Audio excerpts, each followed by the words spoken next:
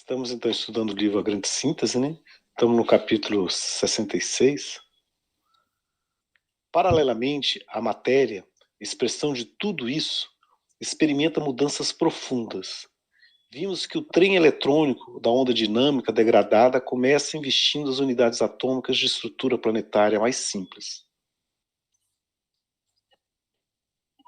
Eu só estou tentando entender o que ele falou aqui. Vimos que o trem eletrônico da onda dinâmica degradada começa investindo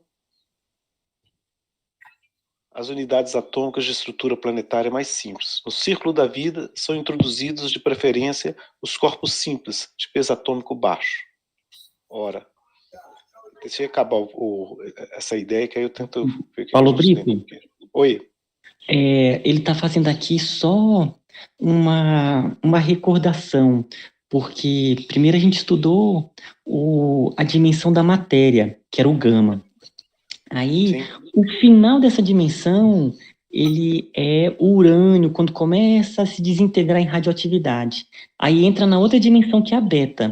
A beta, que é uma dimensão, que é uma onda.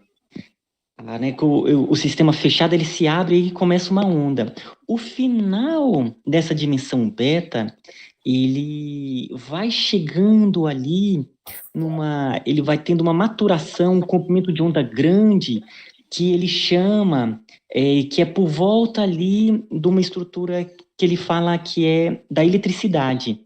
Aí, por volta, sei lá, de uns 60 Hz, talvez, é uma onda de comprimento de onda bem grande. Ele chama esse de trem eletrônico, em homenagem a você, que é mineiro. Aí, esse final da dimensão beta, esse trem eletrônico, é a passagem para a dimensão alfa, que é o da consciência. E esse trem eletrônico, ele vai se ligar primeiro na matéria. Então, o desenvolvimento do vórtice na dimensão acima, que é o alfa, ele se liga na matéria e ele começa pelos corpos simples, que é o hidrogênio, que é carbono, que é o oxigênio, o nitrogênio. Por isso que a vida, ela surge basicamente com esses elementos. Então, quando ele fala aqui que o trem eletrônico da onda dinâmica degradada, ou seja, já é a onda na beta que já está bem degradada, já está velhinha, aí ele se liga nas matérias mais simples, que é, né, o hidrogênio, o carbono, e ali ele tem a sua transição de fase, né? Ele se torna um vórtice e aí começa a estrutura da vida.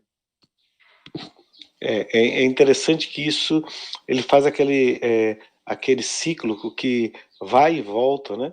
Porque a energia volta para a matéria para ela ter força para entrar no estágio da consciência, né? Ela tem essa necessidade, né? Então, essas emanações de ondas eletromagnéticas que parte de dentro do átomo, né?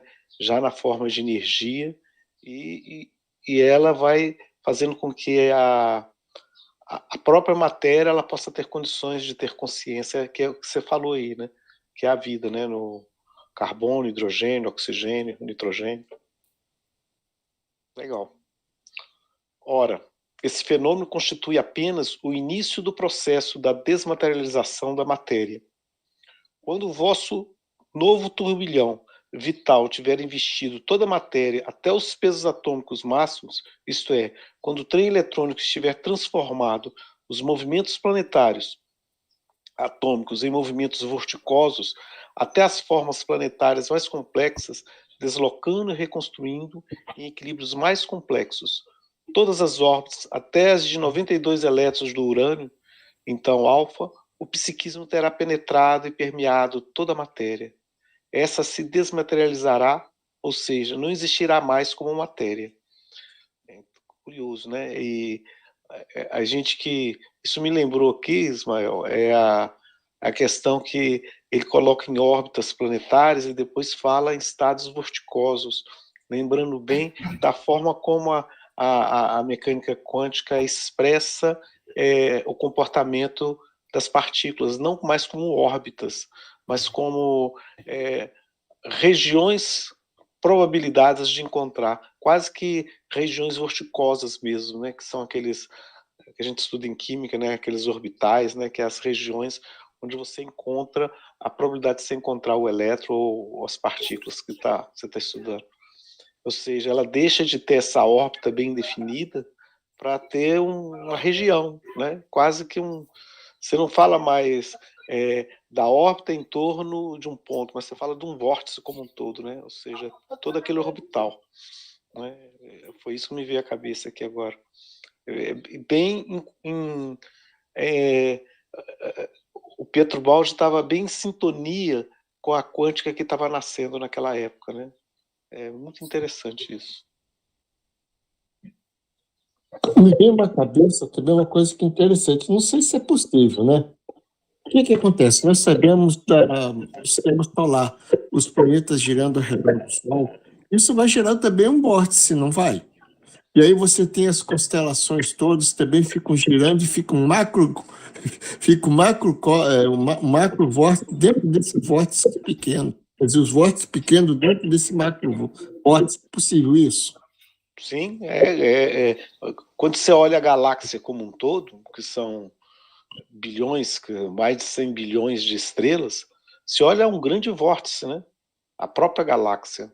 E o sistema solar, ou os sistemas estelares como um todo, eles são grandes vórtices também, onde o Sol ele gerencia todo esse processo, né? Ou a estrela principal gerencia todo esse processo, mas você tem vários corpos girando, orbitando, e ali você tem uma espécie de... Se você olhar, por exemplo, um cometa, o cometa não é só o cometa, tem todo o resto de matéria que ele deixa para trás, como se em toda a órbita dele fosse o cometa, né?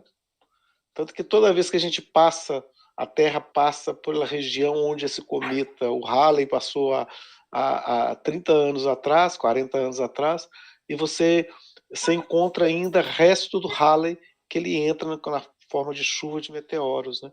Chuva de estrelas cadentes. E é interessante porque o cometa deixa de ser só aquela parte central do cometa, mas em toda a órbita dele, né? Ou seja, num grande vórtice, ele está presente, né? Então isso que você acabou de colocar faz sentido também. E se, infelizmente, quase ninguém tem essa capacidade, mas se a gente conseguisse ver, né, se olhasse no espelho a nossa própria imagem e a gente pudesse captar os movimentos energéticos do nosso próprio corpo em toda a sua extensão, a gente veria esse vórtice das energias em volta do corpo e a coisa se especificando, né, se a gente pode dizer assim, em cada célula, em cada átomo nosso, teria um vórtice menor e tudo vai se juntando, formando um vórtice maior. Então, essa imagem dos planetas chegando até a galáxia, a gente pode dizer que praticamente a mesma da nossa célula chegando ao nosso corpo. Tudo é energia em movimento. É isso mesmo. E quanto mais material, mais componentes da matéria tem. E quando ele vai transcendendo, ele vai tendo só componentes não tão materiais, até que a gente possa sublimar e só para consciência e para planos maiores, né? Mas faz sentido. E nessa parte que a gente leu, ele tem uma informação quase assim profética e bem interessante e que sutilmente a humanidade está seguindo esse caminho. A sua voz, ela coloca que esse vórtice, né, a gente vai movimentando esses átomos leves, né, como hidrogênio, carbono, nitrogênio, oxigênio. Só que à medida que vai aumentando, a gente vai se desenvolvendo, vai aumentando toda essa coordenação com esses elementos, né? Então, aí tem todo o caminho da vida que vai tendo as formas cada vez mais complexas, mais estruturadas. E aí ele vai dizendo que à medida que vai evoluindo, começa também a pegar átomos mais pesados, mais difíceis de serem coordenados. E aí, no finalzinho lá da frase, ele coloca que vai chegar um momento quando a gente começar a trabalhar com os átomos mais pesados, a gente tiver trazendo e na nossa Constituição trabalhando com esses átomos mais pesados, a gente vai estar ali se preparando até para o processo da transcendência, inclusive a transcendência da matéria. E lendo agora, eu fiquei refletindo o que acontece. Todo o nosso corpo ele foi formado por carbono, né? Assim, é um dos elementos importantes da química orgânica, é o carbono.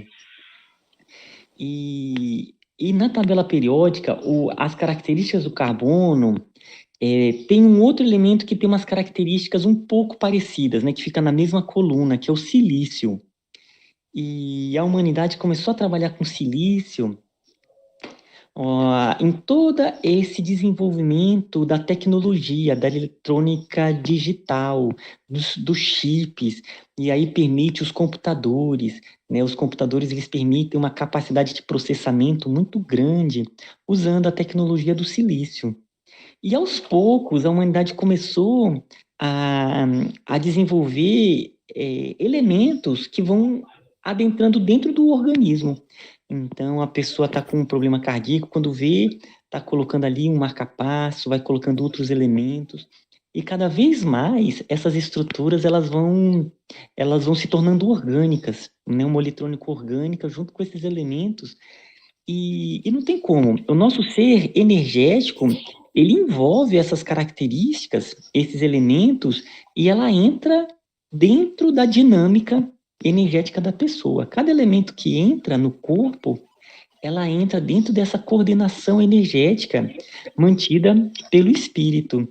Então, pode ser que até o desenvolvimento tecnológico ele vai estar auxiliando esse processo da humanidade de estar cada vez mais coordenando elementos mais densos, e a gente tem visto que isso agora está ganhando uma força muito, muito grande, sabe?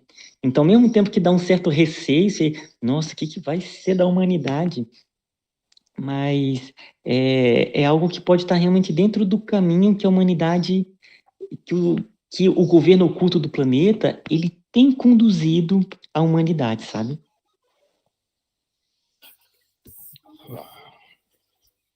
Sim, sim. É interessante isso, né? A similaridade entre o silício. Você está vendo muito a fundação, hein? Eu acho que talvez mesmo ficou um pouco influenciada. A energia, sua filha, terá arrastado mais para frente, para uma fase evolutiva superior, e todo o movimento da substância continuará de forma imaterial, sem que nada da matéria, em sentido absoluto, tenha sido criado ou destruído. Terá ocorrido apenas uma transmutação íntima que leva a substância a novo modo de ser, supermaterial e superdinâmico, superespacial e supertemporal, no limiar de novas dimensões. É interessante a forma como ele coloca a substância como algo que transcende a matéria, a energia e a própria consciência, né? A substância que vai perpassando por tudo isso. Um outro ponto interessante, que é a grande síntese, é quase que o mote dela é o caminho evolutivo, e a sua voz coloca a evolução durante todo o livro, basicamente é isso. É simplesmente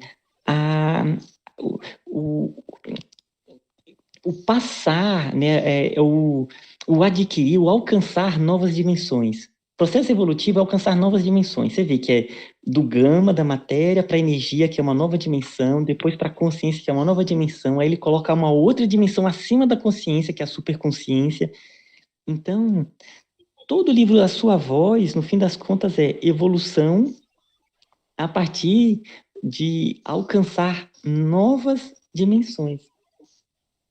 E a gente vê o pessoal né, tem umas correntes que eles falam muito que a humanidade está caminhando para a quinta dimensão. E a ideia é essa, né? Eu passar por uma nova dimensão. Opa, diga aí. Pode falar, Silvio.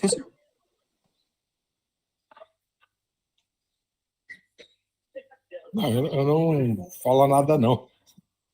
Então, pensando que esse impulso para a evolução, nós já vimos isso nesse livro aí no início, eu acho que não me lembro mais qual foi a parte, que justamente está inerente, não sei qual estado, se é alfa, beta, gama, não me lembro mais detalhes assim, esse impulso aí para a gente buscar essa evolução. Isso já está inerente, não sei qual foi a parte que ele fala que a gente adquire esse impulso para romper todas essas barreiras que estão sendo. Quer dizer, barreiras da evolução, né? É isso. Legal. Agora, diga, Paulo, depois eu levanto a questão aqui.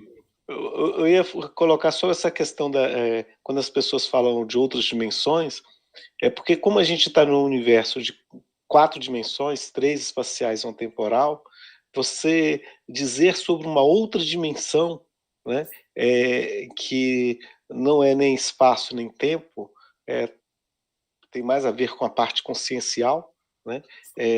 Essa é a ideia, né? Tem alguns aí que fala de sexta, sétima, né? Mas como se diz, vamos no menos, né? Que fica mais fácil. É justamente sobre essa coisa da dimensão, né? Porque a gente está acostumado a ver, até na literatura espírita, essa coisa que fala, né? A gente está em constante contato, né, com a espiritualidade, com o mundo espiritual. Dentro do próprio mundo espiritual, existem condições que permitem que um determinado espírito veja ou conviva com o outro, e colocam tudo isso na conta das diferenças dimensionais, né, vibracionais e das dimensões que eles vivem. Essa é que veio na minha cabeça a dúvida agora. Essas dimensões que ele vai começando praticamente do zero, né, do início de tudo, elas se interpenetram, são coexistentes, mas à medida que uma especificamente se desenvolve, você pode ver para trás, mas não vê para frente? Eu vejo assim, você pensar eu gosto de fazer analogia com a formiga numa superfície esférica muito grande. Ela só tem noção das 2 dimensões, para frente, para trás, para o lado, para o outro lado. Ela não tem consciência do para cima e para baixo, né? Então ela só tem essa visão bidimensional. E ela vai caminhando, né? Você vê que se ela caminhar numa região esférica, parece que é plana, mas se ela caminhar, ela volta para o início dela, né? Você já dá a volta. E uma super formiga seria uma formiga que voasse, né? Que tivesse noção da terceira dimensão.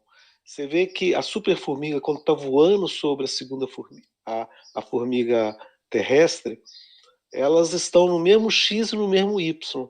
Só que como ela está numa terceira dimensão, numa posição diferenciada, né, a de baixo não vê a de cima, mas a que está em cima tem noção das 3 dimensões. Então ela tem uma visão completamente diferenciada, né? Então, e parece que para a formiga, a superformiga desaparece da superfície e de repente aparece no outro ponto da superfície, como se fosse num passe de mágica, né? E na realidade ela está trabalhando com a dimensão que a formiga comum não tem noção.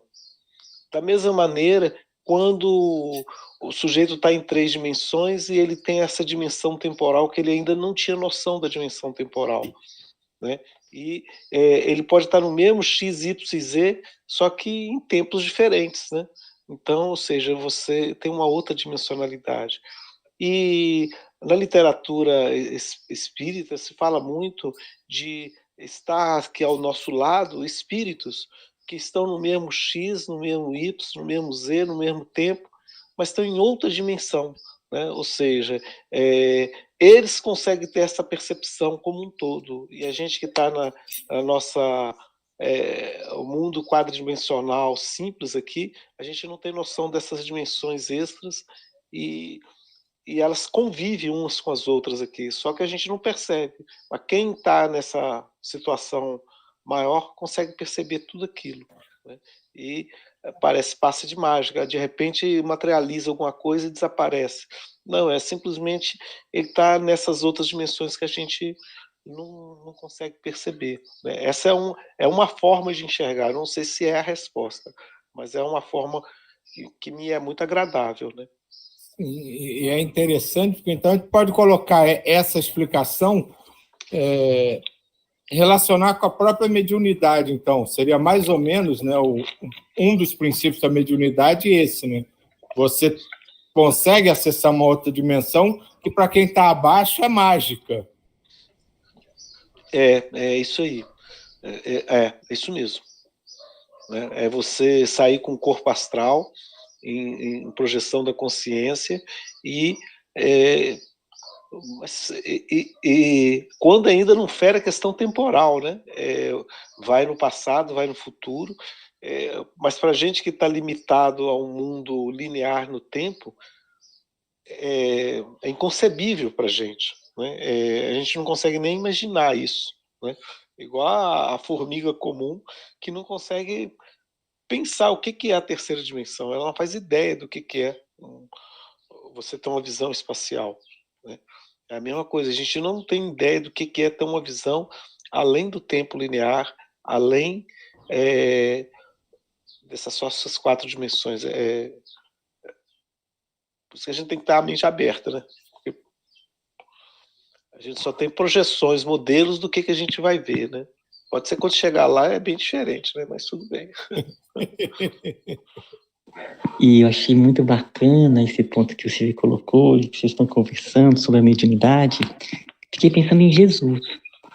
Ali poderia estar no mesmo local, Jesus e uma outra pessoa, né, alguém que o procurou. Está ali no mesmo, basicamente ali no tempo.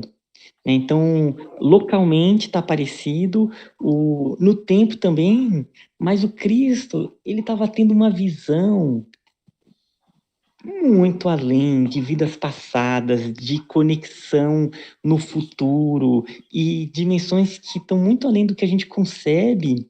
Então, é tipo isso. Ele está ali, aparentemente, espacialmente, e temporalmente, eles estão na mesma dimensão, só que ele ainda está em outras dimensões muito, muito além. E acontece entre pessoas também, né?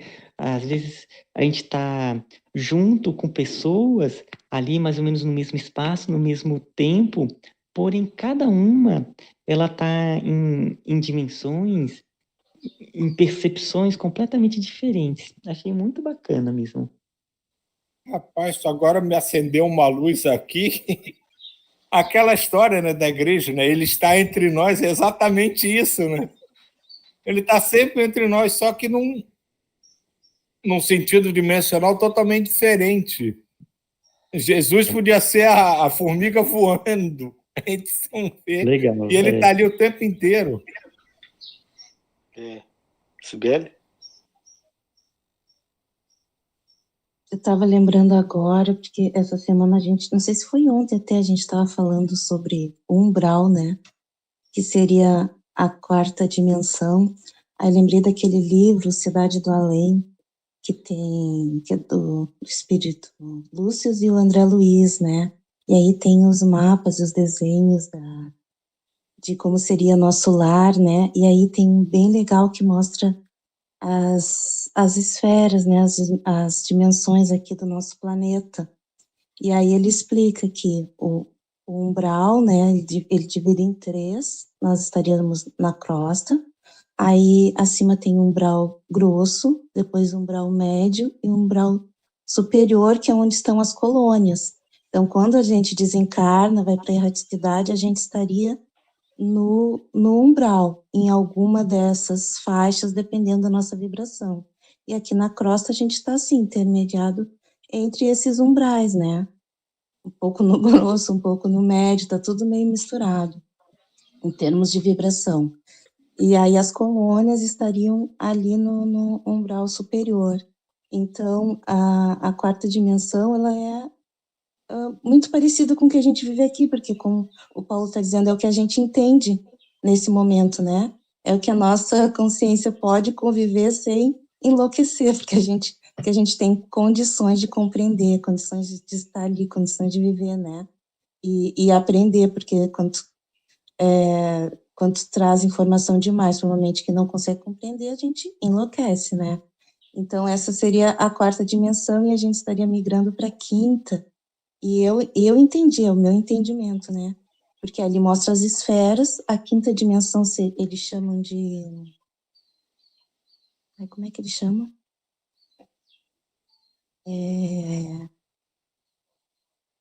Cultura... Ai, me faltou agora o nome que eles chamam a quinta dimensão. Tem alguma coisa a ver com cultura e tal. A sexta dimensão é amor fraterno e a sétima dimensão seria as diretrizes planetárias, né? E aí eu lembrei até que no filme do Nosso Lar, a mãe de André Luiz, ela tá nessa dimensão acima, que é que eu não consigo lembrar o nome. Aí ela vem para auxiliar ele em algum momento, né? Acolher ele, auxiliar. Ela já está nessa quinta dimensão. E aí eu ouvi uma vez uma explicação que relaciona isso com os nossos corpos sutis, né? Os nossos corpos sutis, eles existem nessas outras dimensões. O que acontece é que eles estão adormecidos, né? Então, que a gente tem os vários corpos sutis, eles já estão existindo, mas a gente não consegue perceber eles. E agora o Ismael estava falando de Jesus, e Jesus já tinha percepção completa, né? De todo o ser dele, porque nós temos o nosso corpo astral, corpo mental, né? Corpo búdico, corpo átmico. Cada um deles está numa dimensão, mas a gente não tem percepção desses corpos nas outras dimensões. É como se eles estivessem sempre dormindo, né? Então, as pessoas falam o despertar da consciência, e a gente despertar para essas outras dimensões. Pronto, fiz uma misturança, né? Nossa, foi super Não, bacana. ficou legal, ficou principalmente essa questão de despertar esses vários corpos, né? De fato, você tem razão, e aí a gente começa a dar esses nomes, porque ela já se perde lá nas brumas, né? O átomo, o que vai além deles, já não tem denominação, né? Mas por quê? Porque está tão adormecido que a gente não faz ideia ainda, né? Então a gente fala aqui do primeiro, do mental, do búdico, que alguém já teve, os Budas, os Jesus da vida, né? Os Buda já tiveram acesso a esse estado crístico, estado búdico, mas acima disso, provavelmente eles já alcançaram, mas a gente não faz a mínima ideia, né? É que nem essas dimensões que eles falam que tem até a sétima, mas eu acho que é até a sétima aqui no nosso planeta, que eu também acredito que existam mais, né? Eu penso assim rapidinho, que já está na hora. Muita coisa que a gente recebe é de uma maneira didática, como a professora está falando, que a gente precisa entender. Então, tem toda uma estratificação que é para a gente entender, mas, de fato, deve ser extremamente mais complexo do que isso. E tudo é interligado. Da mesma forma que os umbrais, as vibrações, né, as esferas vibracionais divinas, elas são todas, a gente pode dizer, entre aspas, simultaneamente, mas um não consegue perceber o outro. Essa coisa dos corpos, assim, eu acredito, e já discuti isso algumas vezes com outras pessoas, não quer dizer exatamente que o nosso corpo está em outra dimensão adormecido. Os nossos corpos estão conosco, onde a gente estiver. Eu acho que esses corpos têm capacidade de atingir essas outras dimensões, mas não fazem, não é simplesmente que eles estão lá adormecidos, é porque existem corpos que nos envolvem nessa dimensão que não permitem que eles saiam livremente e simplesmente vou dar um passeio, eu vou acordar o meu corpo búdico, meu corpo ático. É porque ele tem uma carapaça mais, digamos assim, material, que não permite isso. Mas, assim, eu tenho uma certa, vou dizer até má vontade, com essa, os nossos corpos estão lá na dimensão altíssima, mas estão adormecidos enquanto tá aqui. Não, os nossos corpos estão com a gente, com a nossa essência espiritual. Esses corpos têm capacidade de atingir esses níveis dimensionais mais altos. E não o fazem porque a gente ainda tem corpos atuantes que estão ligados a uma dimensão que não deixa ele se libertar livremente, digamos assim. Tanto é que André Luiz ele faz saída do corpo lá no mundo astral, né? O corpo astral dele fica e ele vai a parte mental ou alguma outra coisa, outro nome que se der. Provavelmente nesse também, ou seja, está dentro dele, só que ele deixa o corpo que está atrapalhando para trás e vamos viajar. Então, provavelmente, com o corpo astral, eu não consigo viajar para outros planetas, porque a matéria astral é do próprio planeta. Para eu viajar para outro planeta, eu tenho que deixar o corpo astral para trás e ir só com o outro corpo. Né? Alguma coisa parecida com isso, mas de fato, está com a gente, só que a gente não tem acesso. Mas quando a gente fala longe, eu entendo assim, quando a Cibele coloca assim longe, é longe no sentido de acesso, né? Não é longe fisicamente, né? Esses corpos, eles nem têm essa noção de espaço como a gente tem aqui, né? De estar aqui ou estar lá, né? Quando a gente fala assim, está no alto, não quer dizer que está longe da gente. É no alto em termos dimensionais e não no alto em termos espaciais. Essa mesma questão dos umbrais aí que se coloca, né? Para que a gente possa entender, se coloca abaixo da crosta, na crosta, acima da crosta, né? Mas eles podem estar interligados aqui, só que vibracionalmente estão tão separados que para que a gente possa visualizar melhor, se separa, né? Mas quando a gente chegar lá, provavelmente a gente vai ter um entendimento mais adequado, né? É que eu não percebi assim, né? É como se a gente estivesse explicando visão para um cego, né? Eu vou te explicar como é que é a Lua. Como é que você explica a Lua para um cego? Você vai tentar explicar, uma bola, está muito longe. Mas quando ele passa realmente a enxergar, fala assim, é bem diferente do que eu imaginava. Com certeza, quando a gente chegar lá, poxa, aquilo ali era uma leve ideia só, né? Era só as sombras no fundo da caverna, né? Não era a luz de fato. Ok.